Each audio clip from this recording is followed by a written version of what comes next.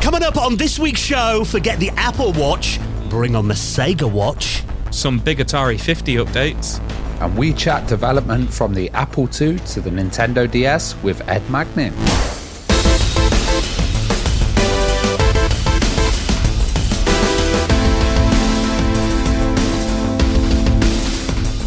And the Retro Hour podcast is brought to you every single Friday with our incredible mates at Bitmap Books. Now, if you're thinking of Christmas presents for yourself, have you seen Go Straight, the ultimate guide to side-scrolling beat-em-ups, celebrating the history of that incredible genre going back over 40 years of bare-knuckle street fighting action. So if you're a fan of beat-em-up games, you need to check it out on the rest of their retro gaming collection at bitmapbooks.com. Hello and welcome to the Retro Hour podcast, episode number 407, your weekly dose of retro gaming and technology news with me, Dan Wood. Me, Ravi Abbott. And me, Joe Fox. And great to have you joining us for our weekly look at what's been happening in the world of retro gaming and technology, and of course, chatting to a veteran of the industry in the second half of the podcast. And it's actually quite nice today to sit down. I've got my big Christmas cozy jumper on at the moment. Got the heating on in this room as well. Nice to have a break from just going out Christmas shopping and Christmas parties and all that goes on this time of year. And you guys are sounding like you're both dying as well.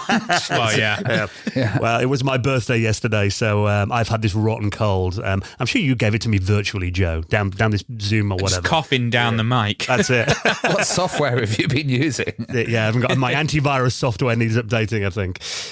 But yeah, so we went out because it's my birthday for a few drinks. First ones in a while. And yeah, I'm kind of paying the price a bit today. Don't drink if you've got the man flu, I think, is the lesson learned there, which I'm sure I will not adhere to over the next few weeks. But I mean, it is great. I mean, this is actually our final normal show of the year, isn't it? Because our Christmas specials are coming up next couple of weeks. It's the one time of the year that we actually get a week off, which is amazing, and that's usually over the New Year's period. But first we have our Christmas specials, which we've actually pre-recorded, but you know, spoilers. You guys are going to find it really exciting because we're doing our Christmas quiz. Yeah. And I'm hosting this time, which I guarantee chaos on the Christmas quiz. Yeah, I haven't started editing it yet, but I'm giving myself at least a week to do that. Yeah, so, good luck. Let's talk a bit more about the quiz this year as well, then, because, I mean, this is in our Retro Hour tradition. This will be our 7th one, I think we worked out, where, you know, we basically just have a bit of a giggle, ask a load of questions, get a few teams together. We've all got secret weapons this year as well, and this was,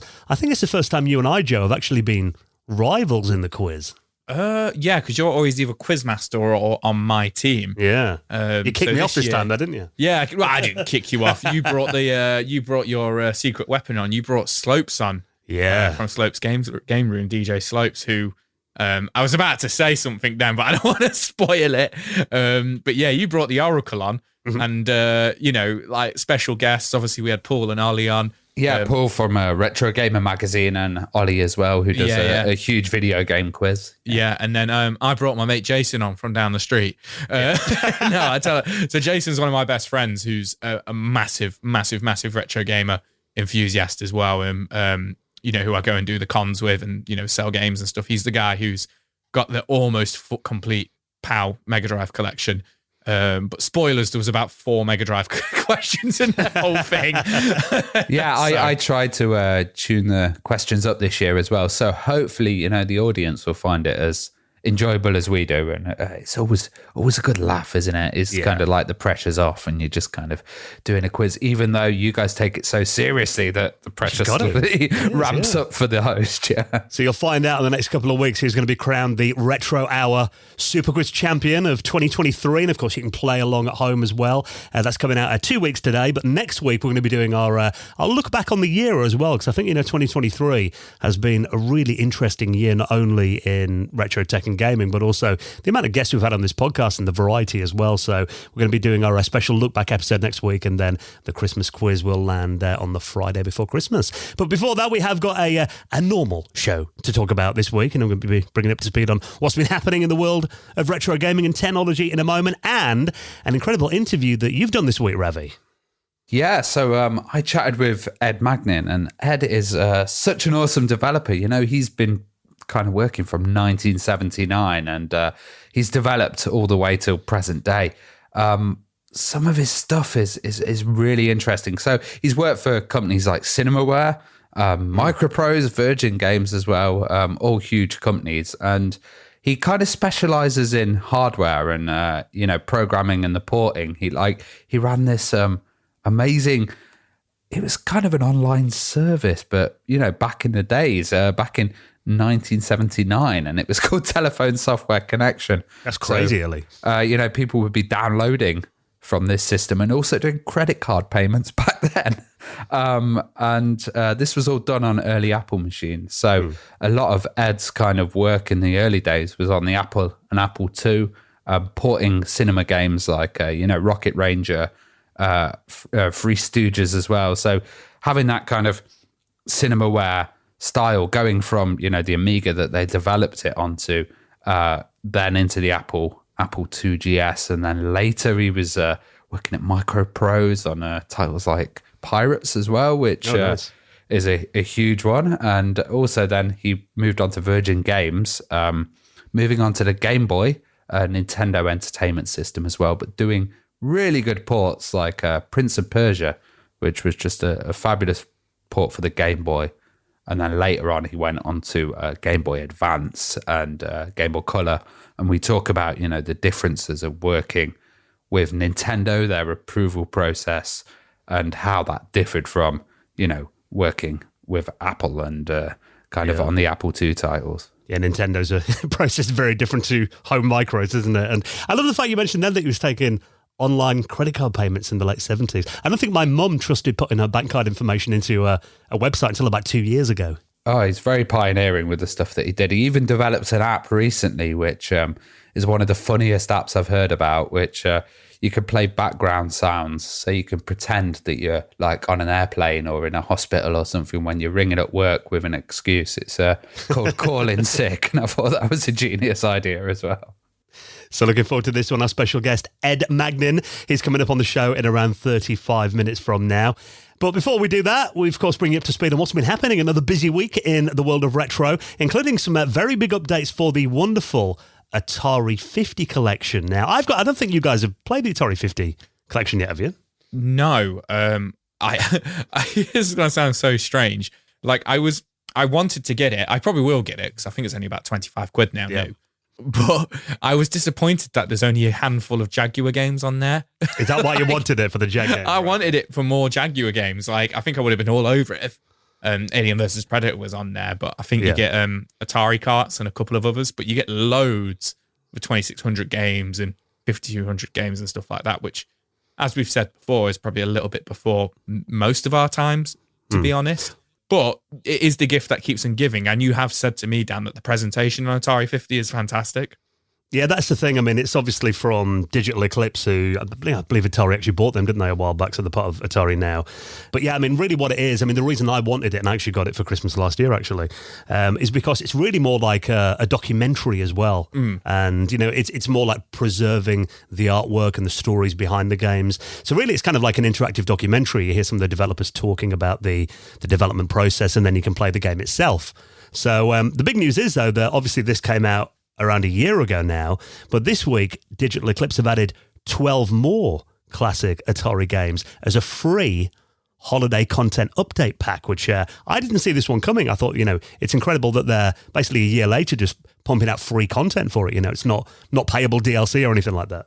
Yeah, no, it's really cool that. And, the majority of them are 2600 games again. Yeah. But completely free. You don't have to pay for it or anything like that. It's out now as well. Like, it wasn't like, it's coming next week or anything. They just announced it's out, it's there, the update is here, kind of thing. It's good to see, because I've seen a lot of these old releases of like Atari Classic packs and stuff like that come out for systems and then kind of just be left and not updated, and having this whole like holiday content update is quite welcome.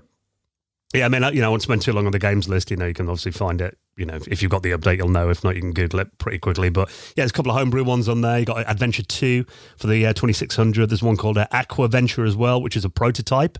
Save Mary, which is another prototype. And these are prototypes that have been, I think, kind of circulating on the web for a while. But it's nice to have them in a somewhat official package. And then you got a bunch of other 2600 games, and there is one Atari Lynx game as well called Warbirds.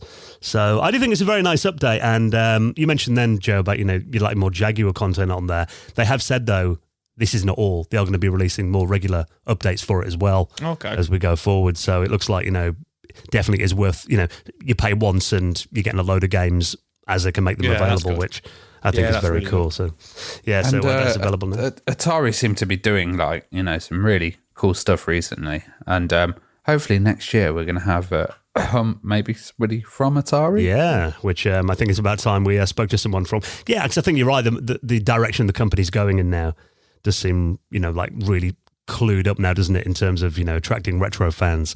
So, watch this space. And that update is available now. And speaking of Atari, actually, something else from the Atari stable, because this is our mates at Night Dive Studios. And you may have seen this. I've been watching a few YouTube reviews of this. I've not played it or bought it myself just yet, but definitely one on the maybe contender list, for games that I might download over the Christmas break. Turok 3 has had a rather nice looking remaster. Yeah, so like you say, from Night Dive Studios and Atari, released earlier this week on PC, PlayStation, Xbox, and Switch, which is cool and makes sense because it was an N64 game. A really late N64 game, came out in 2000. I think the GameCube was 2001, so pretty late into the N64's lifespan. I was a big fan of Turok, but I never played number 3. I had number 1 and 2 and played them to death, and I had Rage Wars as well, which was like the deathmatch kind of like one. They had like arena mode one they released as well. But I never played Turok 3, and I'm the same as you. I've watched quite a few reviews on this, and to be fair, it's been nothing but praise. Yeah. It's Night Dive. They usually hit home runs with these things. It's 4K native resolution and 120 frames per second on all consoles and PC, which is really nice to see.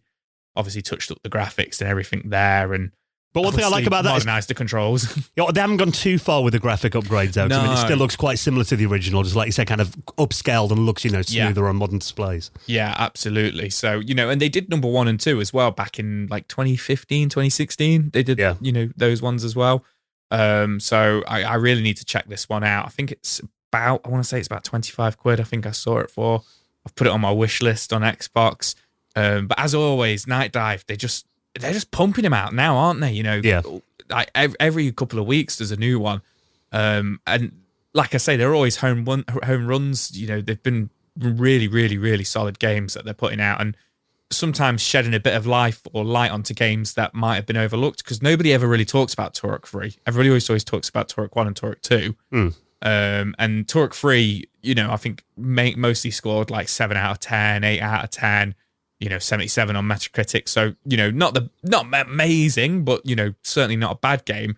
I'm seeing a lot of reviewers coming back to this or playing it for the first time. They're like, actually, this is probably the best of the 3. You get 2 characters you can play as, and essentially 2 campaigns, because they both get different weapons and they both take different routes on the levels and stuff like that. And also the campaign is only about 3 hours long per character. So nice and short for people like me and Dan, who have never got any time. It's a series that passed me by, and I think this might be a really good way to experience it. Do you recommend it, Joe? I recommend it. Turok 1 I would say is a little bit dated, because Turok 1, there isn't as much of a story, and every level is very go collect this item and then get to the end of the level. Whereas Turok 2 and Turok 3, they're a little bit more kind of like, some people might scream at me for this, but they're a little bit more like Half-Life-y. There's kind of like, there's a narrative to it, and there's a lot more weapons and gore and a lot more like variety in the enemies and stuff. So, dinosaurs and then kind of like humans and then weird alien kind of dinosaur hybrids and stuff. So I would recommend them. Yeah, no, for me as well, like Turok was kind of one of the games that I remember, just the promotional campaign for that game was massive. Every time I opened, even non-gaming magazines, I remember the magazine and screenshots, DJ Mag, and they'd have like those adverts in there, with a dinosaur head. And I remember the screenshots were absolutely everywhere. Yeah, so a really interesting franchise. And I think, like you said, Joe, I've not played the third game, but it's interesting that apparently kind of concludes a story that they set up in the second game as well. if you've only played that one, it's worth, just to get some completion, downloading that, and like you said, available for all the modern systems now. So I'll link that up. And obviously Night Dive, I think you're right, they just seem to be like the go-to guys for like these fantastic remasters at the moment. Obviously we had that, Quake 1 and 2 they did recently as well, which were really well done. So look forward to seeing more of what Night Dive will bring us in 2024.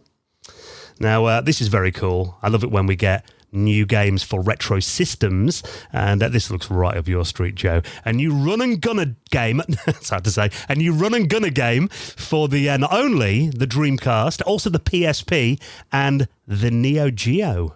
Yeah, Cyborg Force, which is looking to release in mid 2024, coming to physical cartridges, etc., discs, which is really awesome. But yeah, very in the vein of kind of like somewhere in between Contra and Metal Slug, I would say, in terms of gameplay. Cyborg Force, kind of in the name, it's post-apocalyptic future, nuclear war. The world's been destroyed. We've heard that once or twice before, and it's been developed by a company called Neobyte, which I believe this is their first ever commercial video game. Oh wow! That they've done. Historically, they've developed board games.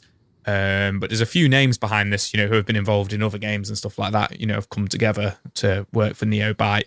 And it's natively being made for Neo Geo, for the AES and MVS. But as you say, it's coming on Dreamcast, PSP, and PC, as well as other emulation devices and, physical release as well. Yeah, looking at the pricing, I know Neo Geo games are always seen as expensive. This is £333, and they've got the obviously the custom cartridge there, which is going to cost a lot as well, and they've got the it's kind of like a VHS style tape that they release it in, and they've got 2 region choices as well, even though the game is region free. They've got like a US version and a Japanese version as well, and 123 meg cartridge. Yeah, I think the fact that they're doing it natively, Neo Geo collecting's expensive. That's all I'm going to really say on that. I often joke to my wife because I like collecting for the Sega Saturn. And I always say, like, oh, God, the Sega Saturn's like the most expensive console to collect for. Like, what am I doing to myself? But no, you kind of forget about the Neo Geo and stuff where games are, they're like £300-500, and all of the new releases that come out for them are like €300, 333 quid, stuff like that. And it's very much for the hardcore, isn't it? Yeah, absolutely. Yeah. But if you don't fancy that and you do just want to buy the ROM on a stick, 37.5, 37. You see that? Yeah, that's good. So they've got the options. Yeah, so a little bit more affordable, but yeah, it does look cool. Interestingly, it's only 2-player on the Neo Geo. So if you buy the Dreamcast or PSP version, it's only 1 player. But if you get the Neo Geo versions, it's 2-player. Right. I find that a bit of an odd choice, personally. I also think that, they're obviously going for a limited market here. If they had a lot more of these, they'd probably be able to reduce the price. But, they're going to be hitting these at a very small print amount. I can't imagine they're going to be making thousands of these. I imagine they'll probably make a couple of hundred of the Neo Geo ones. But yeah, the 2-player thing kind of threw me off a little bit because these games, they are historically fantastic 2-player games. Yeah, much more fun. Yeah, much more fun.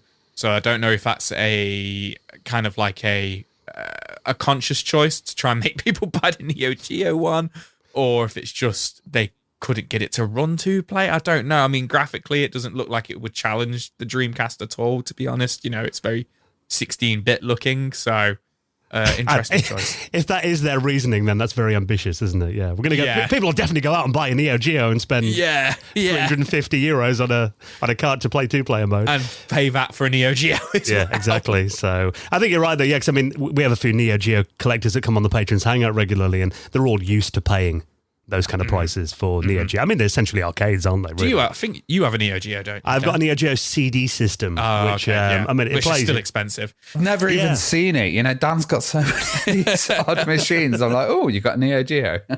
Yeah, I mean, it's one of those where it's generally among the Neo Geo community regarded as kind of the worst one to own in terms of, because you've got the loading times off a CD. Which I don't think is too bad though, because I mean, I'm used to stuff like the Mega CD and the CD32 and stuff like that, which I don't mind. Yeah, well, exactly. Yeah, I mean, I don't mind CD loading times if I'm honest, but I think people that are used to the games being kind of from cartridge and instantly playable, it does kind of bug them a bit. But in terms of actually an original Neo Geo machine, the CD one's probably the most affordable from what I've seen. I mean, I got a really good deal on it about 3 years ago now, and I got it for about £80 with the controller. Really good deal. Yeah, off a friend. So it was, and you can burn the discs as well, download the images off the internet. There's no protection. So, but I mean, I imagine emulation's probably the way to go for most people if you haven't got the original hardware. Interesting platforms are picked as well, are the PSP and Dreamcast. It seems a bit random. At first I was like, is there something in common with these systems that makes that port easy? But from what I've seen, it doesn't look like it. It just seems like I guess there's that kind of built-in market of Dreamcast titles, recently coming out, and PSP. I can imagine there's some similar titles, and maybe they might be able to port across quite easily. I'm not sure. I got a PSP not long ago, actually, so it's nice to see some new games coming out on it. So we're keeping an eye on that one. So if you want to check out when that's going to be available, I'll put the link in the show notes. Now, you guys sporting anything on your wrists at the moment?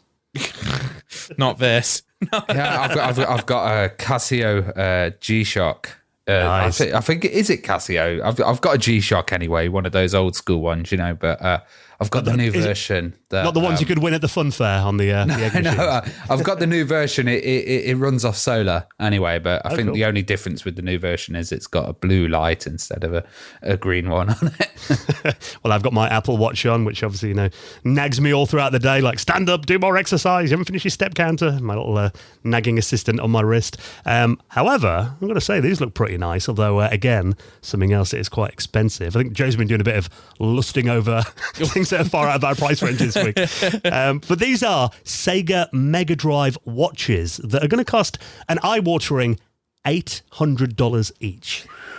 Yeah, these I've just written this off. I'm not a watch guy, to be honest. Like, my dad's big into watches and stuff, but I literally have one watch which I wore on my wedding day, and it was like a 30 quid, like, nice leather strap one. What's the thing with watches now? They're either, if they're a smart watch, I get the use for them. Yeah. They're either that or they're more like a fashion accessory these days, aren't they? Yeah, absolutely. And I've not got a smartwatch. My wife does. She has the Fitbit one. And to be fair, she used to swear by it. She don't wear it so much anymore. I'll tell you why I've got a solar one, because my smart one, I was sick of charging it all the time or losing a charge on it. There you go. Look at that. But yeah, if you fancy a new watch and you're a big Mega Drive or Genesis fan, watchmaker Anycorn are launching a range of $800 Sega Mega Drive Genesis console-based watches. They're a weird design. I remember, you might remember this, when Batman the movie came out, there was these like little plastic ones you get at Argos that had Batman on the front, like his face with the pointy ears, and then you'd lift up Batman and it'd have like a little LED. Yes, I do remember those. Yeah, and it kind of reminds me of the front of the Batman one, but the way that they've designed it, like there's the Japanese limited edition one. Yeah. It's got a little window where you can see the numbers, which I kind of find weird on a watch anyway, but it looks a bit like a rumba to me. So it's designed. It's designed. So think of the Mega Drive Model 1, the circular bit where the cartridge goes. That's what it is. It's designed after that. It's a remake of that. But just see the kind of robot vacuum. Yes, I see it. Yeah. I see it absolutely. But yeah, I mean, interestingly, you pointed out there. Yeah, you can get the Japanese version, so it comes with the kind of maroon, purpley red. Like design with it. Obviously they're all black, but then you can get the Genesis or you can get the European Mega Drive version one.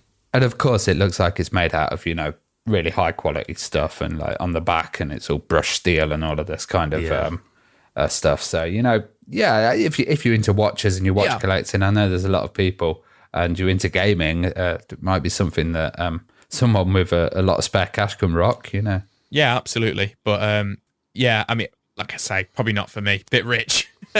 Well, I mean, it's obviously a luxury Yeah.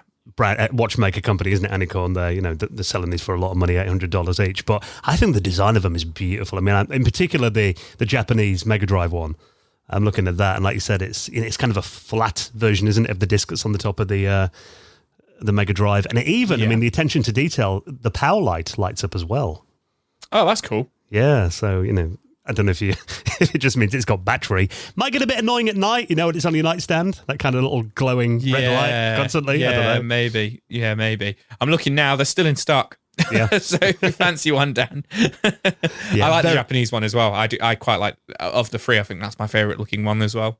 Yeah, so I mean, there's also quite a weird looking Mega Drive one that's just like a transparent watch. Or is that the back of it I'm looking at here? That's the back of it. Yeah, okay, yeah, so the back of it is transparent. Also, the case looks quite nice as well.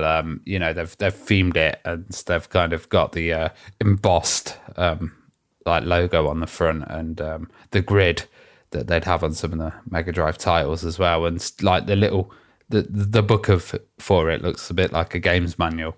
Yeah. It looks like a nice package and stuff. Yeah, I think it's beautiful. But again, if I did have one of these, that's exactly where it would stay in the case. That's one reason I'm not like a watch collector, apart from not having $800 to splash out on watches. I'd be too nervous walking around with that kind of money. I'd just be wrist. like a new car or a Mega Drive watch. I'd be scraping it on walls and I'm too clumsy. But yeah, if you are a watch collector and you want something very unique and something looks very beautiful actually, and a Sega fan, this could be right up your alley. I'll link that in the show notes as well. Now, we've had a lot of new consoles come out. The mini console craze kind of continues. Obviously, we saw Retro Games Limited announcing their roadmap for 2024, plenty of new systems on the way from them. This one is a little bit left of centre, though. Now, first of all, I had to kind of be reminded that Commodore is still a thing. Now, obviously, this is not the Commodore of old. I mean, I know you've done videos about this, Ravi, kind of what happened to the name and the amount of companies and stuff it's been through over the years. It's a complicated story, isn't it?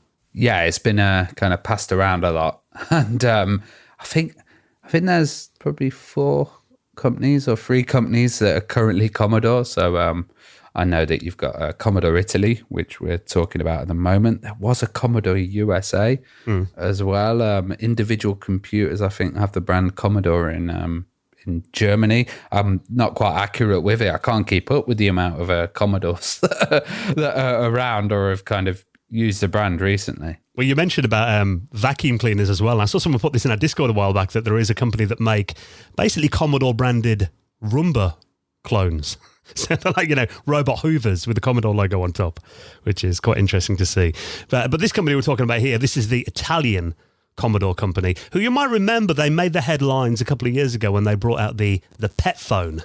Ah, yes, they did. They did some Commodore themed phones, which is kind of like an Android phone with an etching of the logos on the back, I think. I think someone found out, and correct me if I'm wrong here, but I've got a feeling it was just kind of an off-the-shelf Chinese Android phone that they kind of put their logo on from memory. Yeah, obviously that was a few years ago now, but this company is still kicking, and if you go on their website, they do have quite a few products available. I think, again, these are probably kind of OEM. I think they're referred to as Commodore Industries, this company. Right, so. Yeah. Well, that means they've got a lot of laptops and stuff on their website, just standard Windows machines. But interestingly, they've been at a convention recently. These are an Italian company, and they've been going to a few trade shows and stuff, including the Milan Games Week event that was on recently. And they're basically trying to, revive Commodore and get the brand back in the limelight as well. And there's an interview on a Italian news website where they're talking about the fact that the guys behind this company, Luigi Simonetti of Commodore Italy, now wants to make a console. So we could be getting a Commodore console. Yeah, in the near I think future. We've seen so many Commodore consoles. I remember Audi did one at one point in Germany. There was a C64 Audi release. There was that Commodore USA did one. We've also seen, obviously, Retro Games Limited have done their Commodore branded the C64 Mini.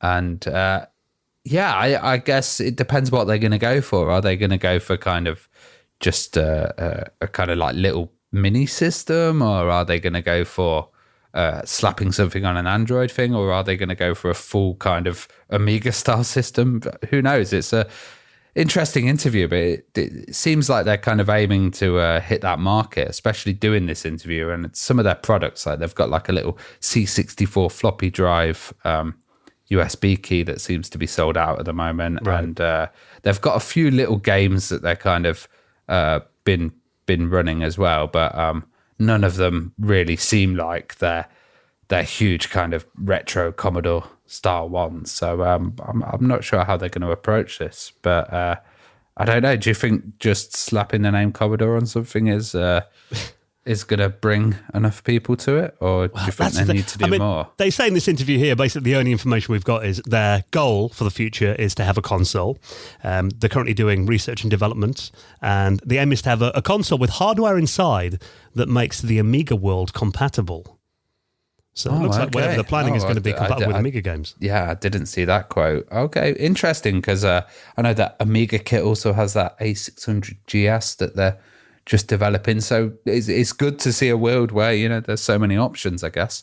Yeah, I mean, that's the thing. I'm looking at this and I'm thinking, well, for me, in my mind, Commodore and Amiga have been two completely different things for at least the last 30 years now, haven't they? Yeah, yeah. And there was that huge split. I think it was a Tulip computer bought the Commodore branding back in the days, and then Escom separated off for the Amiga branding. Yeah, I mean, very, very messy in the late 90s and early 2000s as to kind of where the brands both went, you know, in separate ways. But that, I mean, one thing that I do like is, you know, it would be nice to see like a Commodore machine that can run Amiga games again. Obviously, we've got stuff like the A500 Mini, and they're bringing out the, you know, the Maxi that everyone's kind of naming it next year as well. So it'll be interesting to see kind of where this fits in the market. But yeah, I mean, I think it's a good situation. You know, for years we didn't have any Commodore or Amiga hardware, not even something with just a logo slapped on it. So, you know, it's good to have so many about and lots of options. Yeah, but let's see what this becomes. Yeah, and there's always space in my console collection for a couple of new additions. So yeah, I'm still after that Commodore Rumba anyway. So not like me would probably go for anything. Yeah. Ask Santa Ravi, be a good boy. You never know. Can I please get a Commodore Rumba? A what? So yeah, we'll keep an eye on that. Could be some interesting news in 2024 from the Commodore stable. So I'll link that up, and of course the rest of the stories we talk about, you can find them all every week on your podcast app, or head to our website at theretrohour.com. Now, we're going to get into this week's interview, talking about some incredible companies from back in the day. Of course, Cinemaware, MicroProse, Virgin as well, with Ed Magnin. He's coming up in just a moment. Before we do that, let's take a moment to give a massive thank you to our wonderful friends at ExpressVPN. Now, we love ExpressVPN. They've been such a big supporter of this podcast throughout 2023, haven't they? Oh, yeah, definitely. Really good piece of software. I just love it. Well, that's the thing. I mean, obviously, ExpressVPN is our choice of VPN. And maybe right now, you're kind of looking at holiday presents, Christmas presents for your family. There is one thing that you'll find. I mean, I don't know about you guys. If I ever search for something, or, you know, maybe looking for stuff to buy the missus, obviously that gets in your history, and you find that you suddenly get ads recommending it all over, don't you? Your browser and everything like that. Because and it's usually recommending the thing that you've already bought. Yeah.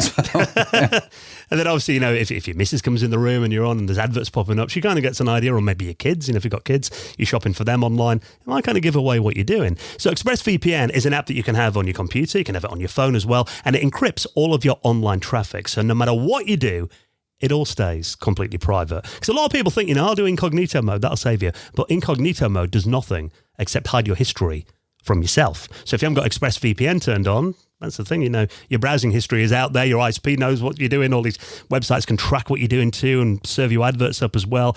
And the good thing about ExpressVPN is you can take it on the road with you as well. So, you know, if you're at home, if you're traveling, if you're at work. Yeah, I find that really important because, you know, if you're on holiday or you're visiting family and friends and stuff and you're staying in like hotels and stuff with unsecure networks, it's really important to kind of protect yourself, and ExpressVPN is really good for that. Yeah, and that's the thing. I'm going to basically an Airbnb this weekend. I'm staying in, you know, we're going away to Buxton for a few days, and obviously I'm going to be using their Wi-Fi there as well. Yeah. You know, do you trust the people that run the Airbnb to respect your privacy? You know, get ExpressVPN on. They can't track anything. So we've been using it for many years now. And I think ExpressVPN have been supporting this podcast for about 5 years now. So there's no way we'd let anyone else see our browsing history. You know, ExpressVPN encrypts it all. And we want to give you an incredible Christmas offer. Now, maybe you're looking for a VPN at the moment. So many advantages to having one. Use our link. you're going to really help out the podcast. And not only sign up to a 1-year plan, we'll give you 3 months extra for free. So use our link so they know that we sent you, expressvpn.com/retro. That's expressvpn.com/retro. And thank you so much to ExpressVPN for their continued support of our show. Now, I don't know about you lads. Obviously, I've been self-employed for a while. I think you are as well, Ravi. I haven't got a Christmas party this year. I have next week. Aren't we going to Joe's for some kind of Christmas party? I think I'm crashing other people's Christmas parties. Well, I thought, if we can't go to a party, let's bring the party to us. And we do this every year, the Retro Hour virtual Christmas party. Obviously, we do our patrons hangout every month, but there is also something special about the December one, isn't there? Yeah, absolutely. We're going to be doing the Christmas hangout on Friday the 15th, aren't we? Next week, yes. Friday night we're doing it, and we've done the patrons hangout on a Friday before. It always gets a little bit more rowdy, I think, than on on the Sunday night, doesn't it? Because obviously, start of the weekend, like we said, everyone's in full-on Christmas merriment, just kind of the week before Christmas. So, Christmas jumpers are not compulsory, but encouraged. We do like to see them. I think it's the one with the most drinking on, isn't it? Yes, that's what I was alluding to there. Right? Yeah. And a lot of people come on in costume and Christmas backgrounds and all that. And obviously, we talk about our Christmas plans, a lot of memories and stuff to do. It is all such a giggle. So if you haven't joined us for a hangout at all in 2023, this is a very good time to jump on, and you'll get an invite to our virtual Christmas party that is coming up next Friday night, Friday the 15th of December from 8 p.m. UK time. So join us on Patreon now. You'll be invited to that. And of course, there are plenty of other perks for joining us on Patreon. You often get the podcast early. You get it ad-free every week. We do an extra 10-15 minutes of news stories on every episode just for our patrons. And if you join us as a gold member or above, you get invited to check out our bonus podcast, of which I think there are 38 episodes of this after we record next week's. Yeah, the after hours, the Retro Hour after hours, where we just kind of let our hair down, let loose. We kind of anything goes on the after hours, doesn't it? We usually have a theme. We do the retro years every couple of months where we kind of review, games and tech from a particular year. We've covered quite a few of the 90s and 2000s, a couple of the 80s. That's always really fun. Or often sometimes people want to hear a little bit more about us. So we kind of give our opinions, top fives of certain consoles and games. Yeah, sometimes they recommend games for us to play as well. Yeah, I love it when we do that. We need to do that again. Yeah, definitely. And we need to get some more patrons on the news as well. Bryce, we will get you on. Don't worry. So if you want to check out the bonus podcast, a lot of listening there for, if you've got a couple of weeks off over Christmas. Next week, we're going to be doing our Christmas special of that as well, talking about Christmas memories and gaming and tech that reminds us of Christmas has gone by. So you get an invite to that, your own personal RSS link. A very good time to join us on Patreon and make sure that we can continue the podcast into 2024. All the details to sign up are on our website right now at theretrohour.com. And I just want to say to the patrons, thanks so much for supporting us throughout the year as well. It's been fantastic, and we know it's a tough time, but you've allowed us to keep the show going, and we really appreciate it. Yeah, we couldn't have done it without you. Right, then, of course, you can check out all the news stories in the show notes every week. You don't have to Google around to save you the job. Little favour to ask as well, if you have got a little bit of time over Christmas, we do appreciate that, people have a little bit of holidays. You can probably spend it with the family. But if you get a couple of seconds, one thing that's going to really help us as we go into 2024 is leave us a little review, if you can, on the platform that you listen on. Particularly, if you listen on Apple Podcasts, really helps us get in front of new people, helps us get up the charts as well, and warms our hearts to see lovely comments on there as well, doesn't it? So we'd really appreciate it if you can just take a couple of seconds to leave us a nice review and a 5-star, a little rating on there. That always really helps. Right then, so we'll see you for our Christmas specials next Friday, kicking off with the best of 2023, and then of course the Christmas quiz. I can hear a few nerves when I mention that. I won't give any spoilers. So look forward to that, and enjoy the start of your Christmas season if you are celebrating that this year. And next, we're going to talk to this week's special guest, getting the inside story on companies like Cinemaware and MicroProse Virgin as well, with Ed Magnin. He's next on the Retro Hour podcast. You're listening to the Retro Hour podcast, and we're here today with Ed Magnin, and we're going to be talking about so many different things, kind of going from 1979 to, the Game Boy Advance and Nintendo DS as well. So there's a whole great history there of working at great companies like Cinemaware and MicroProse as well, and Virgin Games. How are you doing, Ed? Oh, great. Appreciate your call. Yeah. It's great to have you on. Now, we have a question that we ask all of our guests, and this kind of, takes them back a bit. And this is, what was your first kind of video game or computer experience that you can remember? Well, I had done the online business where we were. I was on the Apple II. I bought it as a hobby when I was teaching, and I go to club meetings in Los Angeles. There was like an Apple club. Jobs and Wozniak would fly down from the Bay Area to come and talk to us once in a while, and I was looking at they showed off the Lisa the Apple III that was their Edsel, their one big terrible machine, Yeah. and so I got to see them, and then I looked at the club when I go to these club meetings on the weekend, and once a month, and I looked around the room, and people were starting businesses, and I said, well, I'm as good or better than those guys are. Why don't I? So I went around and tried to sell some software to some companies, and they didn't offer me very much. So then I said, well, the hell with that. I'll figure out how to do it myself. And I developed an online business that people downloaded through modems, which were only, if I say they were 300 baud, which is, that's okay. 56K. This is 0.3K. So, It was like it wasn't even in the ballpark of any kind of dial-up that we use. So how did it work then? Because that was in like 1979 then, and Right, exactly. So what happened was I went to the UCLA library and I got some reference books on X.25, which was the network that Telenet and TimeNet used as dial-up networks. Yeah, and it had error checking in it. And so you could if you couldn't send it reliably, I'm not going to send you an 8-minute download and then have you complain that you didn't get a good transfer, So I've had to know that I was sending it reliably. So we sent blocks of data, like packets of like 256 bytes with a 2-byte checksum. And if the checksum matched, it continued to go forward. And if it didn't match, it repeated the last block. And so we knew when we sent you the thing, it was reliable. Now, then how do we get your money?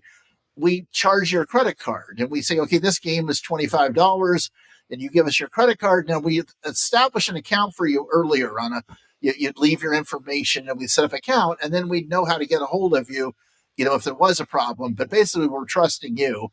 And then as far as submitting them for payment, they weren't set up to let us do it electronically. So we would print them out on paper and take them to the bank, and they said telephone order where the signature would go.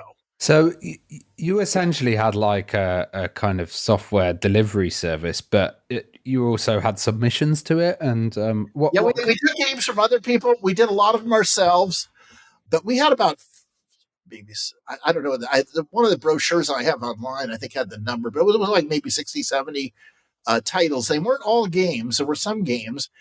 And, Apple came out with a mouse, which was kind of funny. I think it was a 1-button mouse.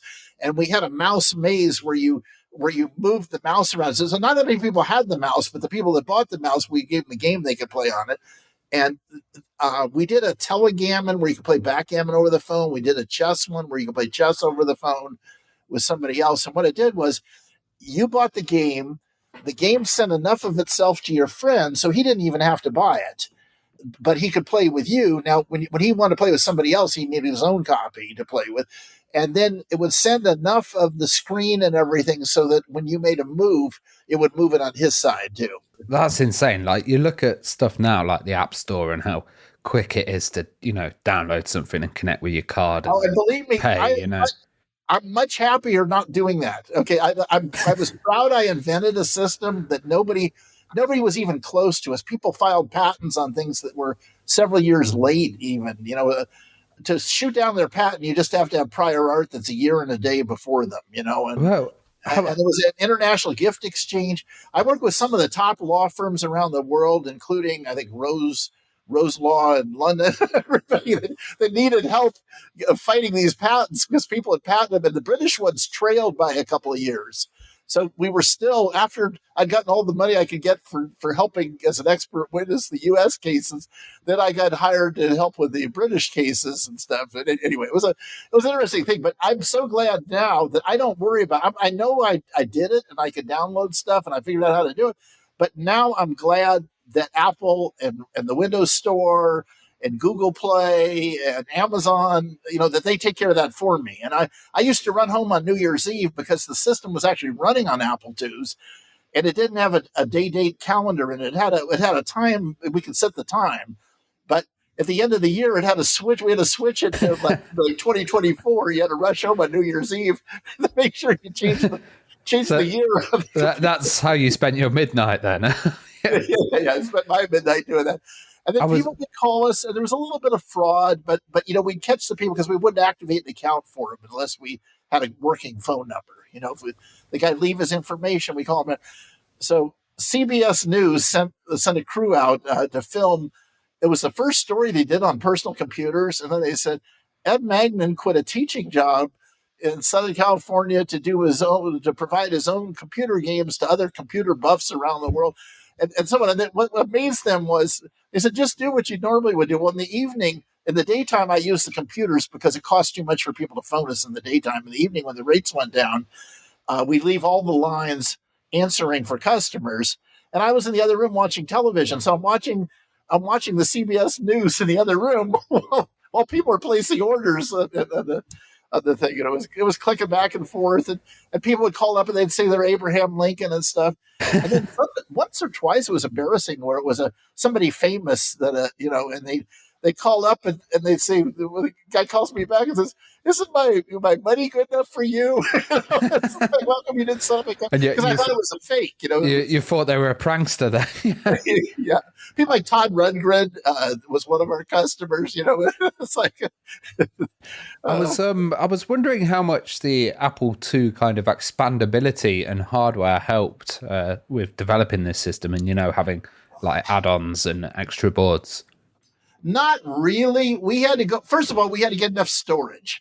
So originally we had just the normal floppies, like a two drive system, and it's answering the phone, and it's got to have the games it's selling and keep a log of what people are buying, so we can print out the credit card slips the next day and everything.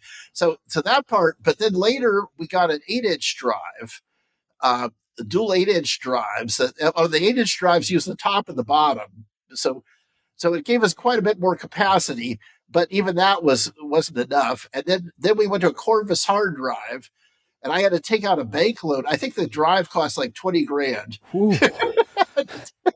for a 20 megabyte hard drive. We're not talking about gigabyte, terabyte. This is it was like, what happened? The initial, when you bought an Apple II, the first it came with 16K. The next 16K cost you $300. Wow. Okay. The next 16K after that cost about $100 because the price had gone down. More people were making. And then I think it was like $65, for another 16K. So over my lifetime, I've seen memory go way down in price and other things. And you could buy a computer each year. You spend $1,500 to $3,000 on a computer, but it's a better computer each year than it was the year before. Yeah.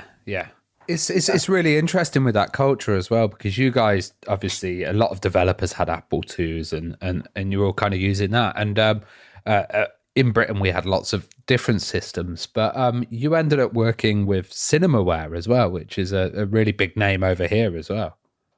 Yeah, I had fun. The people that ran it were a little weird, and then they got taken over years later. They bought them out of bankruptcy. Some guys from Brazil or something. They bought them. And then they called up and they said, "Are you the Ed Magnin that did this? And do you have the source code for this game? Okay, you have to send it to us. We own the company now." I said, "I don't have to do whatever." Well, I was wondering as well, because they used Amigas for development, right? So what was... Oh, yeah. Now, that was an interesting thing, was that Cinemaware used Amigas. And the advantage was that they made the game look good on the Amiga, and then they ported it down to the other platforms. And by the time you got to the Commodore 64, or you got to the EGA or VGA PC, it didn't look like much of anything. But you could put the box out with the pictures from the Amiga and say your screenshots may vary, and put what they did was they had a box that had the game in it. And then they put a sticker on it for which version it was, whether it was the Apple II GS or was Apple II or was Commodore. And so they were able to get away with that way. Now, when I worked at MicroProse, they did the opposite. And by the way, I was there. I was one of maybe about their 8th or ninth programmer they hired. Wow. I used to eat lunch with Sid Meier every day, did Civilization. Yeah. And so he did a game and Pirates. And so they brought up this guy from North Carolina, Randall Masteller, and I went down to Sid's office for a week, and he explained Pirates to us because he just finished it. He didn't want to stop while he was working on it, tell us anything. He was going to get completely done for the Commodore 64. And that was my job to make an Apple II and Apple II GS version. And Randall Masteller went back to North Carolina and made a PC version. And Randall had a way he'd look at the Commodore 64 code, and he had some macros he typed that kind of made it easy to like retype it back in and get it the way he needed. I took a look at what Sid had done, and I got it going on the Apple II. Now it's interesting because the Apple II and the Commodore 64 had the same chip. They had 6502s. Yes, yeah. But all similarities stopped there. And the Apple II screen was weird. It was 40 characters across, and if you put in a card that made it 80 characters across, it was weird because even the 40 character screen, when you went across the top line and then you went one more character, you were down a third of the screen. And also, I guess you're also going from like color to black and white as well, which is another switch with the palette. Well, Apple had, if the high res had it was purple, green, white if they're both on. If you have a purple pixel and a green pixel next to each other, they turn white. And if you have neither of them, you got black.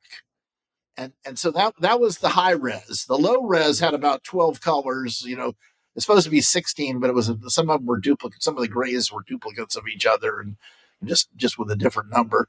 But yeah, so they had that kind of thing. But and then the basic was different. Somebody had published a basic book back in those days. It was like a dictionary of basic commands, and it's like print, and then it would say, okay, on the Commodore 64 you type this, and on the Apple II you type this, and on the Radio Shack computer you type this, and the Timex Sinclair. So it was like all these things. The old days, was it load something, 8,1, on the Commodore 64, you had to type some weird, you couldn't just load and you stuck a floppy in, and then you had to type this thing to get it go. Oh, by the way, too, in those days, the market in the UK was for tape cassettes. Yes, yeah. And so we made a game on a disc, and then we had to load it to a tape cassette, and we got like let's see in pounds. I think it was maybe 10 pounds for the cassette and 15 pounds for the disc or something. So nobody bought nobody bought it. They buy their own tape and maybe copy it to a floppy themselves. Yeah, and also piracy on the tapes was rife as well. Yeah. We spent all this extra trouble making the thing, and then when we were done, everybody was buying it wrong. And I said, I know how to fix that problem. Change the price, flip the two prices, and people will buy they'll buy the disc, which are actually easier to make and safer for us. So, and I guess you were also going to different sizes then as well, and had to kind of work with size limitations and storage. Oh yeah, all of that stuff. And okay, then what do you do? The original purpose, I was teasing somebody that did music. I said the original purpose of music in games was to mask a long disc load. Like we did a helicopter one. Was it one of Sid's? I helped get it going, but I never did the whole game. I think, but it was like we were flopping. We could page flip between two screens to make it look like the helicopter, like its blade was moving. And while that was going on, and we were loading. Now, normally you could not load on the Apple II and display something at the same time. They wouldn't let you program and do that. So I had to write it in an assembly language to get more basic control of it. And I could have a thing that was doing loading, and while it was loading, was flipping the two pages. So it would keep the animation running. So there were times when we told you, okay, you finish level 1, now you got to turn the floppy over and then wait 2 minutes while it loads. Have a thermometer on the screen. Well, also there was like some tricks with custom fonts as well. I think. We did some custom fonts. We were able to get. I actually had the composite monitor, normal one. And on a composite monitor, we could get pixels. We could get like a 3.5 wide pixel. We could get like more characters across the screen, and have them do it a certain way. But then when it didn't work right on the one that was the built-in, not the MTSC, the RGB would have been. RGB. The RGB monitor, it would not. The font was totally unreadable. So we warned people on the box requires composite monitor. Okay. So normally that the other way was. around. There was a bug too in the Apple. There were a lot of bugs in hardware, and you see, Apple didn't have to fix them. What are you going to do? Give everybody a new computer? On the Apple II, if you made a box that was 320 by 200, and you got over to 0 to 319, if you put a pixel in column 319, you didn't see it. So you went over to 318 and put the pixel there, and now it was 2 pixels wide. If you wanted 1 pixel line, you had to go to 317. And you see, I showed Apple that. I called them up and I showed them. Then the thing was, how come you're finding all this stuff? Nobody else is finding. When I was doing stuff on the 2GS, I was finding all these bugs where things would crash. And they said, well, you're the only one finding us. I said, well, what's everybody else doing? Oh, you're the only one using an Apple 2GS. Everybody else is programming on the Mac. But yeah, I was going to say, what were the kind of differences of working on the Mac and then the 2GS? Now, when I did the 2GS, they didn't get me a Mac, so I was doing it on an Apple 2GS, and I had a hard drive that was like a lunchbox. And I think that may have been a 20, instead of being 20,000 by then, maybe it was like a couple of thousand, to have it like a lunchbox thing. And I had a multiplex switch that I put on it. And I got another Apple 2GS. I told the company to buy me a second one because it took 40 minutes to compile the program. Oh, wow. So what happened was I would start it compiling on one side of my desk. I had one on the left side of the desk and one on the right side. I started compiling on the left and have the hard drive working with that one. And then I'd go over to the other computer and look at the code while it was compiling, and I'd catch mistakes myself before. And so then I'd abort the compile and switch it to that side. And then go. So I was constantly doing that.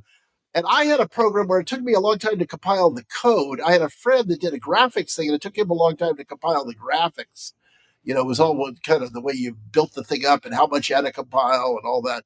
But yeah, it was a pain, all that stuff. And then I think the 2GS, we tried to use C on it. In the early games, people, using a high level language like C, what happened was they used BASIC because BASIC is an interpreted language, and people that were hobbyists could buy like a Timex Sinclair or whatever and type in BASIC commands. And what happens is with BASIC, you type in something and you hit a carriage return, and then it processes that line. And if it has a line number in front of it, it becomes line 10, let's say, and then you put line 20. If you put line 15, it puts line 15 between 10 and 20 automatically. If you don't put a line number and you say print, quote, hello, end quote, and it would just print the word hello on your screen because it's not deferred processing, then it's doing it immediately. So it's a difference when you're programming, you're writing instructions and then you say, okay, now run, and it runs it, It's not running at the minute you're doing it, so that people have trouble that aren't programmers understanding that, but it's a big distinction. But yeah, so we were doing that kind of stuff, and we were getting stuff that would build on there. And so C was a compiled language instead. And the problem with the early platforms was, even though there was a C developed for almost all of them at one time or another, the runtime package for C was so big that it wasn't worth using it. It took up too much space. And when we got to cartridges, when you got to Nintendo and you started getting cartridges and later Atari and everything else, you had to pay to put that runtime on the cartridge. Oh, wow. I didn't know that. Yeah. And so that's another problem. Okay, now another thing, the big thing, if nobody gets anything else out of this talk today, the one thing to keep in mind is that programming a cartridge game like a Game Boy, now Apple was on tape and floppies and stuff, but when you go to cartridges, when you go to like Nintendo and you're making a Nintendo 60, the original one, what was it, not 64, the NES. Yeah. When you do that, you're making a cartridge, and some of those cartridges were $40 games, they had a $20 cartridge in them, and some of them may have had a less expensive cartridge. So you end up having these things that you can't make a mistake. It isn't like you could go and upgrade it 5 minutes later, Yeah, that's what I was going to say. So, Cinemaware, like their titles were really, cinematic, and that was kind of part of it. And, they were quite iconic as well. When you finally did it and, released it, what was the kind of code checking like and, the kind of requirements before release? Well, now I didn't send any. I didn't do any of the ones that the other guys had bought the company that did the Nintendo and Super Nintendo Cinemaware titles. We did. Yeah, I'm on about the Apple ones a bit earlier. Yeah, we did Amiga, and I did Apple II GS. I don't think we bothered with the Apple II on it, as I recall, and we did PC ones and stuff. So Cinemaware had their own testing room and everything. Oh, by the way, they didn't have the MicroProse. You'll be interested in this. MicroProse had a room with UK power supplies. Oh wow, yeah, and probably PAL monitors as well. Yeah. So they had outlets on the wall with a different color thing, and those were 220 50 cycles instead of 110 60 cycles. And by the way, when you go to do a PAL is the standard for Europe for those things. When you go to do a PAL game, you have less vertical blank. A lot of times we have to hide things on a Nintendo in the vertical blank, try to do stuff the vertical blank is when you used to have a TV. Well, nobody's old enough to have a TV that used to scroll and you'd see those black lines on them. But if you see an old movie, each frame of a movie, it's kind of like if it gets out of sync, it starts scrolling and you see the black lines going up your screen, the old frame sliding up. Well, that black line is the vertical blank, and you could send stuff in there. You had a couple of milliseconds or whatever, you could send something. And then you had, there's also a horizontal blank over on the side too, where the carriage returns before it gets back to the left of the screen again. But so we had to do a lot of stuff in that period. But also, so the Euro ones were even more fighting to get more, to have the less time to do stuff in the blank there and stuff. But then having the right frame rate and the right thing, and then I think for some reason the PAL I think is also in Australia or something, but you see that the UK speaks the same language as we do, but it wasn't just the language thing. And then Nintendo had country of origin stuff where you buy an 8-bit cartridge and then you want to play it on we buy a Japanese game before it was on US, to see the early versions, early release. We go to a Japanese market in Southern California. We'd buy games before they were officially released in the US, and we'd look at them. But we had to have an adapter, and later we found out we just had to bend some pins on the end of the cartridge so that we could plug it into American unit and look at it. Well, I remember you said that you did some stuff with Virgin Games as well. I was wondering what it was like when Prince of Persia came out originally. Like, do you remember that? Because the impact of that game and how popular it was, it's kind of hard to think about nowadays. Yeah, I had a lot of fun with it. And of course, when we did it, it was all, the Game Boy was all black and white. So it created some challenges. And then you want a Ghost, and we don't have enough room to put all the thing. And nobody, this is a kind of a secret of the industry. Nobody ever wanted to buy larger than the minimum size cartridge.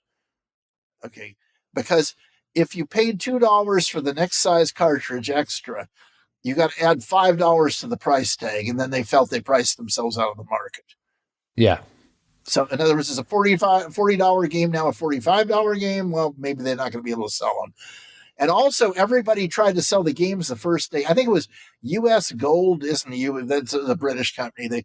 They were the reps for MicroProse, and we'd send over a game to them, and they'd sell them all the first day, and then they wouldn't want any more. Nobody wants to have a warehouse full of games they can't sell that are on cartridge. True. $20 cartridges sitting there. So, and if it takes months to order them, we'd order games from. So you make a game in the U.S. and you have to jump through a U.S. hoop of sending it to Nintendo in Seattle, And when they approve it, then you have to jump through the Japanese hoop that the Japanese companies jump through and get it approved in Japan. Then they manufacture it, and they would put it on a slow ship to you unless you pay extra to have it air freighted. And of course, you're paying her. That's why they say Christmas in July. To save money, you got to have your game done by July 1st or something to get it out by Christmas, you know? So was there a difference when you moved from the Apple One to the Game Boy, and then you had, obviously you're talking about approval, you had that Nintendo seal of approval as well. Was there, yeah, exactly. Was there any kind of requirements, or did they end up sending any games back and you had to change? Well, they stuff? sent a lot of them back to other developers. Okay, so they would fix it then. Okay, right, I had the perfect record of sending 10 submissions to Nintendo and getting 10 of them approved the first time. That's great. And when I was an employee, they just benefited from my being good. And when I went off and became a contractor and came back to them and said, I'll do this, I would add an extra couple of grand in my contract for the first approval. Because it would save them weeks. I can imagine that could delay a whole game process and a game release. Yeah. Okay, there was a game, Magic Johnson's Super Slam Dunk, that was on the Super Nintendo. And Virgin Games had a contract with Magic Johnson, and the contract, it was so long in development that Magic Johnson came out, he got AIDS or HIV or whatever they didn't know what it was at the time. They thought anyway. So then he wasn't cured, but he was back playing again. And it took that long for the whole approval. Wow! While the game was being made and everything. Okay, now what happened was the game, the basketball game. They had Chick Hearn, the voice of the Lakers. And he had a lot of colorful expressions. And it takes like 5 vertical blanks even just to get the expression.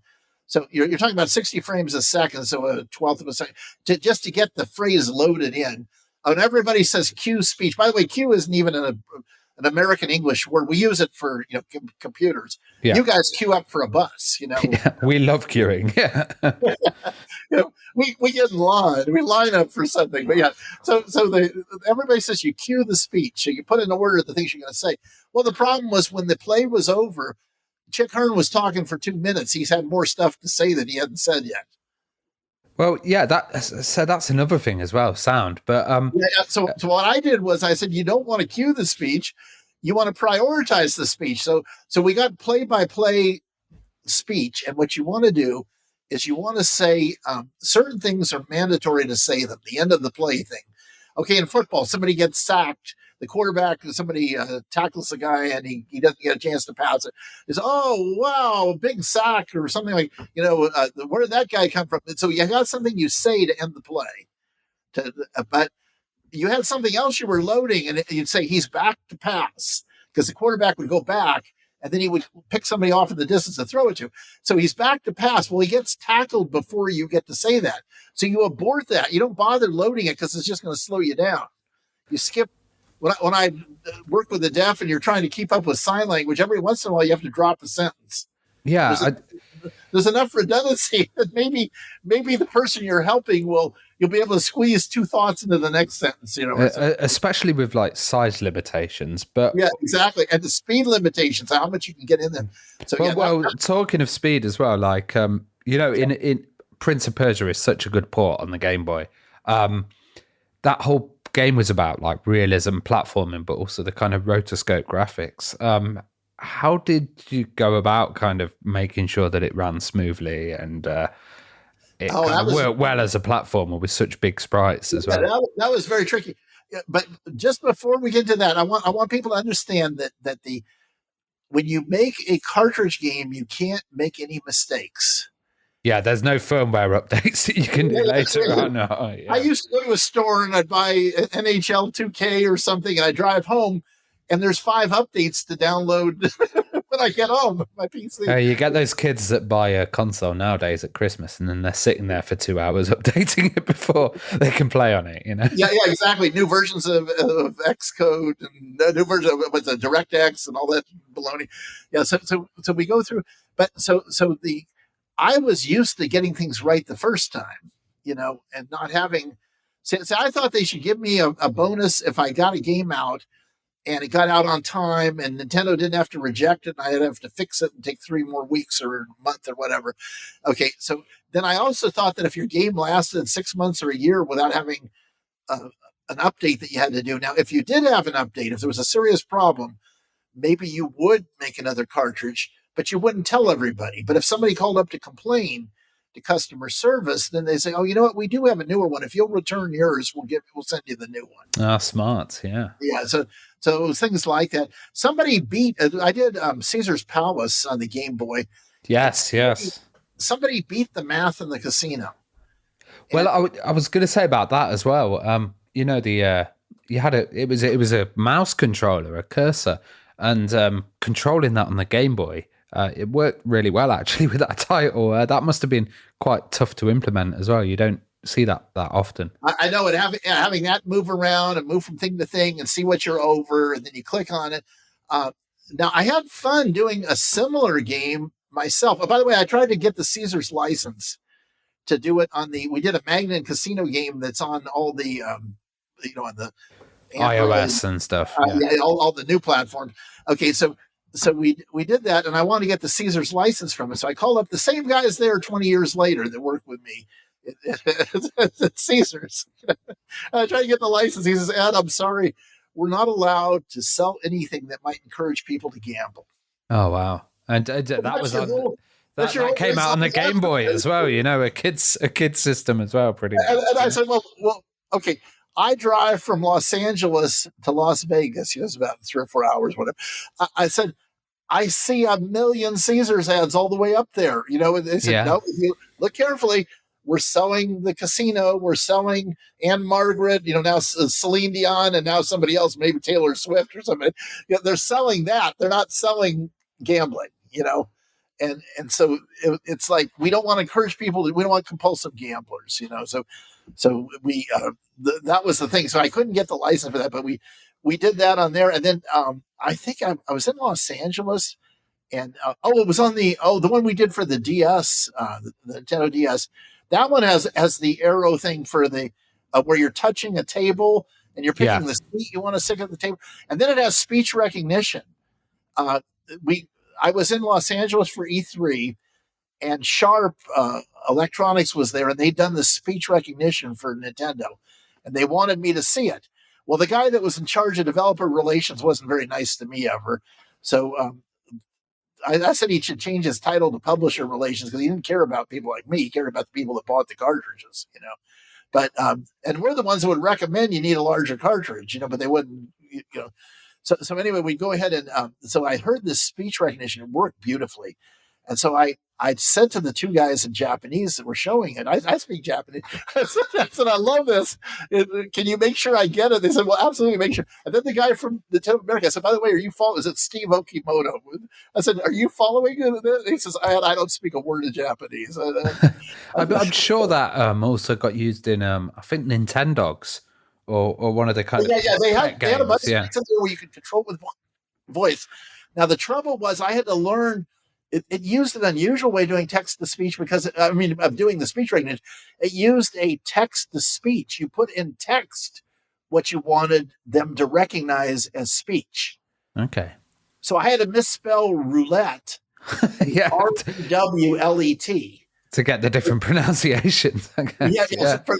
So that when somebody said that, now what we did was, it was also context sensitive. Once you chose the game you were at, if you're a blackjack and you say double down, it was listening for that. It wasn't listening for you to say red 17 or something, or whatever on it knew once you chose the game, then it could load the phrases it should listen to for that one. But yeah, it was a lot of fun and doing this kind of stuff and trying to keep things going. And we've just been. The other thing too is besides not wanting to make a mistake in a game, they want you to upgrade your games at least once a year.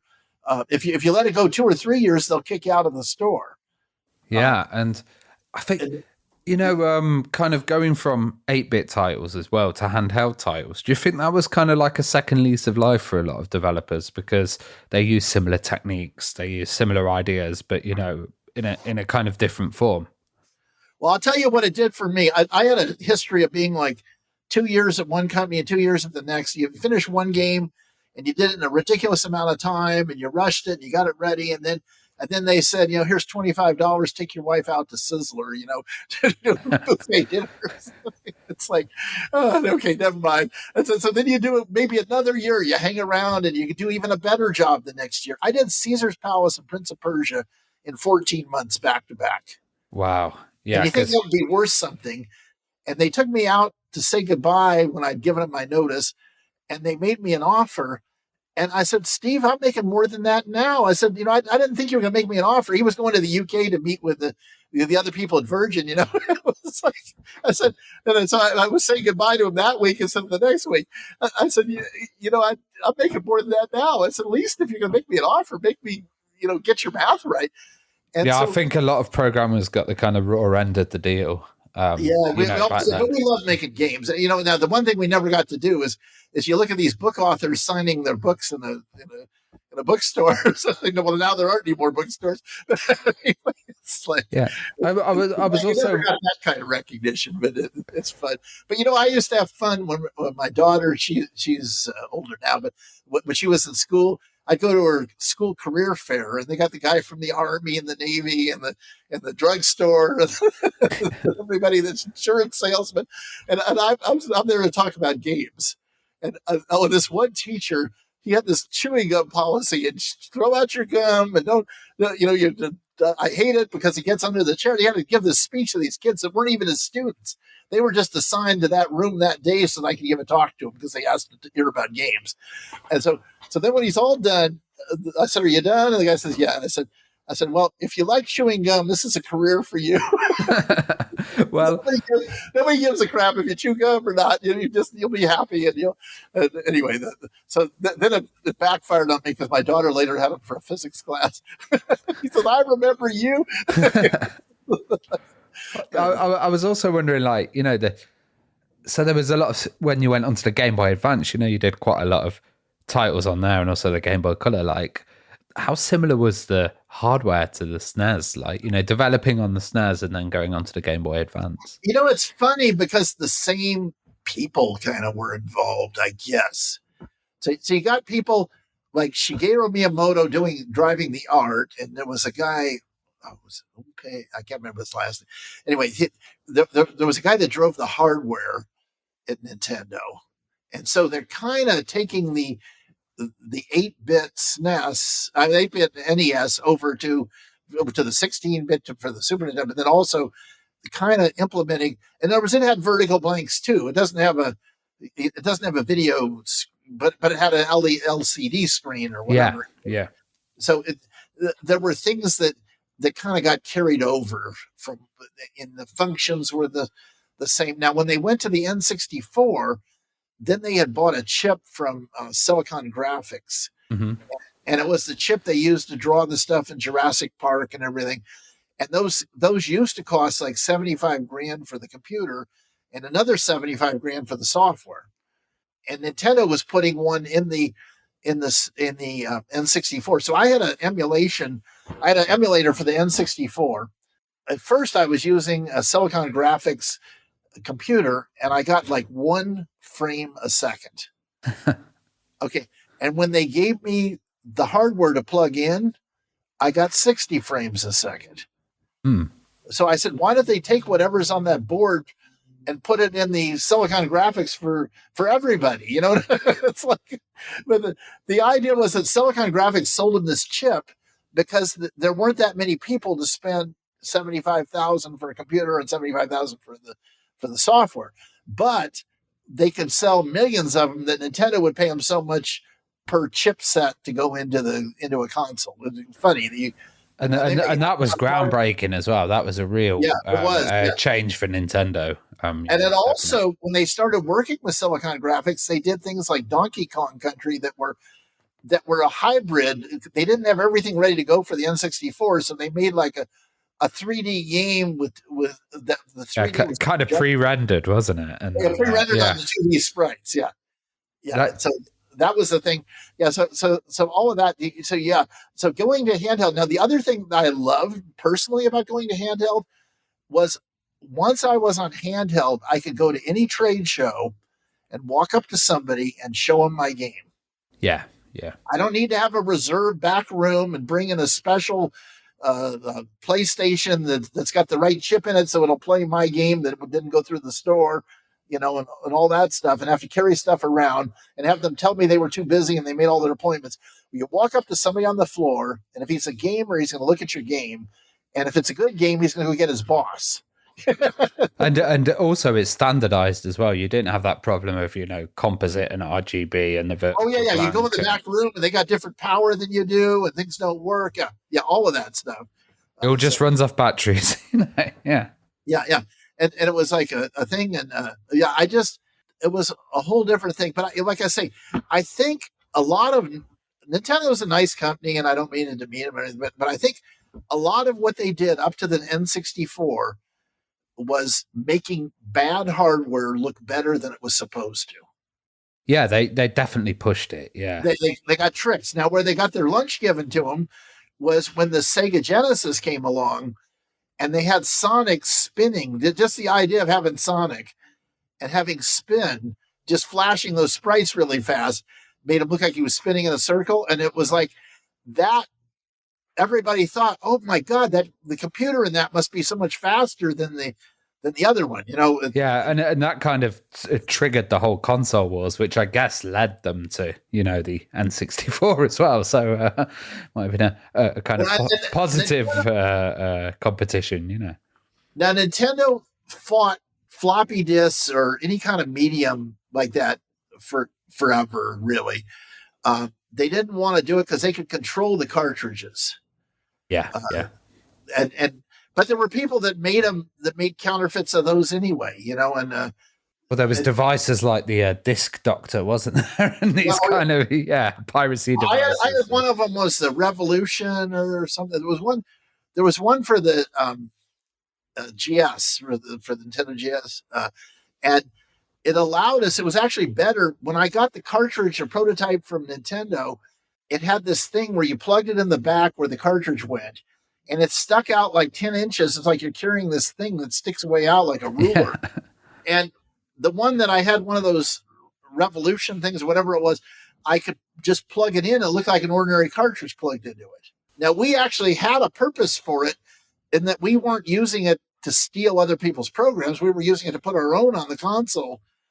But Nintendo stopped them from selling them in the U.S., so then I bought them. I had to buy them from it's near you guys off of is it Jersey or something? It's an island. Yes, which is a kind of island near France, which is still in Britain. It's like one of these things where it's a no man's land, like pirates live there or something. Anyway, I had to buy them, and so then I asked them to send them to me, and I didn't get them. I waited like weeks and weeks until I said, "Okay, you better send them again." And so then they sent them. It's an odd place in computer history, Jersey, as well, because I think Jersey and the Isle of Wight, they had like Apple IIs as well. So there was a kind of maybe something going on there, Yeah, it's kind of funny. But yeah, so we had a legal purpose really of using those for our own work, not for copying other people's games. It was like. Well, would they also charge quite highly for like development systems as well? Nintendo, would they be expensive things?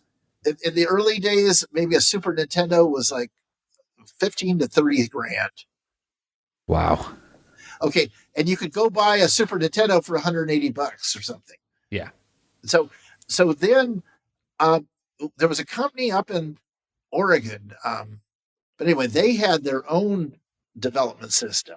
They basically took a cartridge from a game, and they got into the motherboard hardwired so they get the return line, and their emulator plugged into a production Super Nintendo. And the advantage of that was we had a game that crashed on one particular model. We had a tester that took a game home and it crashed when he took it home.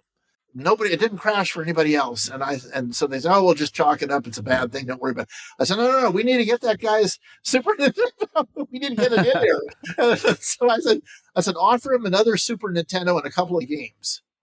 Well, I think you also teach as well, don't you? You do video game programming. I did. I kind of cut back a little bit recently. I'm 73. So my wife retired about 5 years ago, and I have more fun making games. I haven't figured out a reason to retire yet, but I take off more time if I want to go somewhere for a weekend and long weekend or whatever. I don't care. But I was teaching first for SMU. They moved me from California here to Dallas in 2003, and it was a premium graduate school for game development at the Guild Hall at SMU, and I did that for a short time, like 9 months. And my boss was an idiot. He had a degree in fluid mechanics, a PhD, and he was telling me how to do my games and telling me that he was going to get tenure for all the people that taught there. And then later, so he's giving somebody a tour, and he says, "Oh no, we're never going to get tenure for these people because the field changes too rapidly," or something like that. Anyway, it was like he just told me a week ago that's the opposite, you know. And so anyway, I didn't have much use for him, but he started telling me how to teach my classes, and that's against him. I was kind of wondering what tips do you give like developers and stuff that they can, you know, take some tips from the early days and kind of apply them to game creation nowadays? I don't know. You need to understand the hardware really well. And, you know, I had some basics when I was teaching students to do stuff. I'd make them learn binary and hex. I don't care about octal, but because a lot of your hex dumps and stuff, you'd look at a game and it would be in hex, you know, from 0 to 9 and A to F for the digits, you know, and if you don't know enough about hex, if you see 55, so you're expecting 55 and you see AA, you don't know that that's double. That AA is like 10-10 instead of 5-5, you know. So kind of teaching that, you know, deep understanding of a system and you know, that low level stuff, you know. Yeah, and then also how to speed up things and how to optimize. How to avoid doing things more than once, how to make a random number generator on a platform that doesn't have one. And sometimes you can hook into something like the vertical blank where you've got something counting and you need a certain number of random things to happen before you do the first thing in a game. Otherwise, every game would start the exact same way. If it doesn't have any human interaction and you just plug the cartridge in and it doesn't have a good random number routine in it or something, it'll do the same move as the first move every time. But on the way into a game, if you're making a guy go through a menu and choose something, while he's doing that, you're seeding the number, you're messing up the number generator and stuff, and you're able to do it. Because it's kind of like one way to make it random is to be blindfolded and grab a spinning wheel, you know. Yeah. You have the wheel spinning and you grab it and wherever you grab, but you can't see where it is. You see, so something like the random number generator is running on the not just the vertical blank, the horizontal blank is running off on the side. Where it is, the horizontal position of where it is on a scan line there's a number you can read, and so that if you read that at whatever time you need to, it's going to give you something like a random number, you know, like a number that you pick quickly, you know. So anyway, there's all those kinds of tricks, you know. And well, also you've kind of designed some games yourself as well, and you've released them on you know, modern platforms and stuff like the Android store and Google as well. And our listeners can check them out at edmagnin.com as well. Can you tell us about some of these titles and some of the kind of differences that you've applied to these games? Well, you know, I used to do things natively. So the Apple came out with stuff and they had their own stuff. And then later they had Swift was their own programming language. They had all these other things, which are great. But I would do a game natively on a Mac for the Apple. And then I'd have a friend that would do it for the Android. And I watched what he was doing, and he went into Unity, which is a game engine. And he would he'd look at what I was doing and put that in there. He had the advantage of looking at the source code too. You know, you can look at that and see what I was doing and why I was doing it. So then once he got it into there, then we could release it later on the PC or on other platforms. If kind of cross platform. So now we porting, do everything in Unity the first time, and then we we think we maybe a month and a half to make a good game, and then they're kind of casual games, but we go and we put it on Monday and Tuesday we put it on the handhelds, on the phone and the Android, okay, and then on Wednesday maybe we put on the Apple TV, and then on Thursday we're trying to get on the PC and the Xbox, and so then we so we do like a soft release each of the platforms as we do them. We just kind of send it off to the store. We don't make a big deal about it, but anybody that sees it's there can buy it. And then we put out a press release on after we've got the last one done and try to get it out there. So and I love that because you're still in development, but you're also kind of just doing it for fun, and you're doing it on a new platform and seeing kind of what people take to. Yeah, and I don't get to program as much as I used to, but I get to help with the building. So I'm usually building the Apple, the iOS, the Apple TV, and now we can do Mac, because if you've got the new Mac, that has the M1 or M2 chip, it'll play the iPad version of the game on your Mac. Yeah, I'm running on an M1 at the moment. Absolutely love that chipset. Yeah. Yeah, but you see the controls are all different. See, the iPad version was depending on you touching a screen, leaning the screen, but then we get over to the Mac, and you're not going to, you're not going to tilt your Mac to play the game. So we're using mouse and keyboard and stuff and other things. So yeah, it's kind of fun. You figure out the things. You try to figure out what's going to see. Now we get to do it because it's like indie publishing. We're dealing directly with the stores ourselves. There's no middleman. If we do well, we get a percentage. If we guess wrong and it's something that nobody understood or whatever, but we did some things that I'm really proud of, and some of them were kind of funny. We had one, I don't even know, but I think it's available on one or two platforms. We had one called Call In Sick. And I went to a movie with my wife, and I came out, and this guy's calling me a fellow podcaster. He says, "Oh my God!" I said, "I just played this thing. I need some more information. I want to talk about it." It's like, so what it does is it has some background tracks, and it was like, okay, you call up and you say, "Hey, I'm sorry, I'm stuck in traffic," and it's got the horns honking and everything. That's such a smart idea. It's a kind of great excuse to get out of work. It sounded like the emergency room and everything. So we did this, and we put it on all the platforms that we could, and then I wanted to do it, and I tried to get, with all this thing, like you're setting up a call like this and getting the sound to sound right and patching it into this and patching it. So I tried to do it where I was recording the sound and mixing it with my voice live, and that didn't work. I could not get the various platforms to do that very well. But then I remembered all sound is numbers. Okay, it's all digital numbers.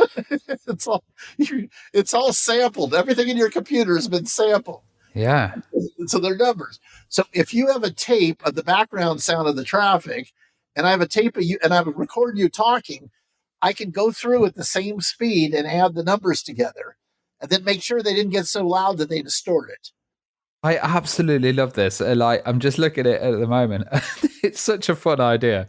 There's the hospital one, and it's like, I'm in an emergency room waiting to see the doctor. I can't see how long I've been here. I will try and call again. That's such a smart idea. Well, really funny and quirky. We're taking it out of some of the stores because it was deceptive. Okay, yeah. And of course it's deceptive. It's a magic trick. I mean, try to explain that to these guys. They got their own rules. And then you've been through a time where people, were maybe deceiving people or doing something, I don't know, whatever it was. So that one had to go. The other one I wanted to do was when the movie Lucy came out. Yeah. Remember how smart her brain was, and it kept growing speed? Okay. So I talked to somebody. I said, have you done this thing for Lucy, the thing we wanted to do, like brain meter? And he said, "Oh, you still want that?" And I got mad at the guy. And so I said, no. I had this other guy was recommending he hire, and I ended up hiring the guy myself and put him on that project. And what we did was we hold the iPhone up to your forehead, and we measure your brain. Let's see. Then I hold it up to my forehead, and it shows that I'm like twice as smart as you are. I love that. Kind of.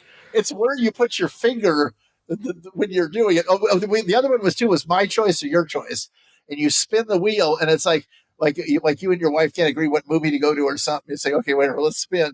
Okay, and you always win because if you're holding your thumb on one side of the wheel, you can kind of rig it. Like it goes around a random it goes around a random part time at the end, but stops on the side you want it to stop on. That's absolutely amazing. That was deceptive too. But there's like a whole category there that we're missing out on.